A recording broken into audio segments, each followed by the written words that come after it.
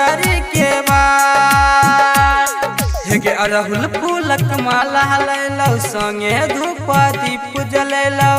दर्शन करे ले अइलौ द्वार हे माँ एलियौ पूजा करे मैया तोरा द्वार तू हो खोल दे न बजरी के बाद तू हो खोल दे न बजरी के बाद एलियौ पूजा करे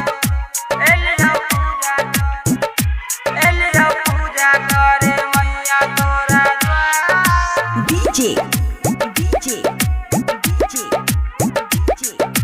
बादल राज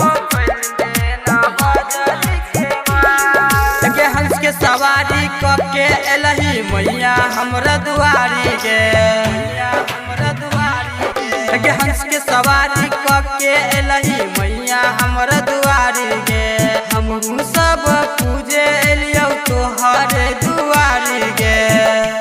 एलियौ पूजा करे मैया तोरा द्वार तू हो खोल दे न बजरी के बाद एलियौ पूजा करे मैया तोरा द्वार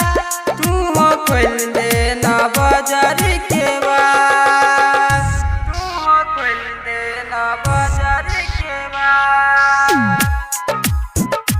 एलियौ पूजा करे एलियौ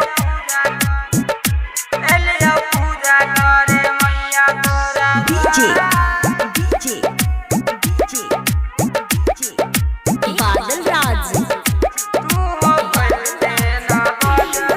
के अखिया से हमरा बहैया भरी भरी नीर के अखिया से हमरा बहैया भरी भरी नीर के तोहरे दर्शन लगे मैया सुखैया शरीर के सबके तू तपास करेला हमरा के निराश क देला बन गेल के हन कठोर गे माँ एलियौ पूजा करे मैया तोरा द्वार तू हो खोल दे न बजरी के बाद तू हो खोल दे न बजरी के बाद एलियौ पूजा करे एलियौ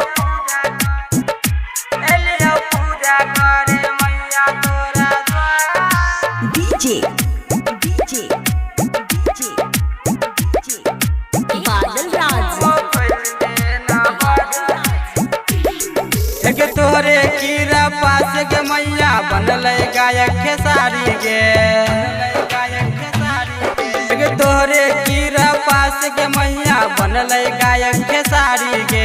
हमहू सब पूजे एलियौ तोहरे दुआरी के गाबौ राम नंदन भजनिया पार कदी है ओकर नैया राइटर राम सागर एलौ द्वार के माँ एलियौ पूजा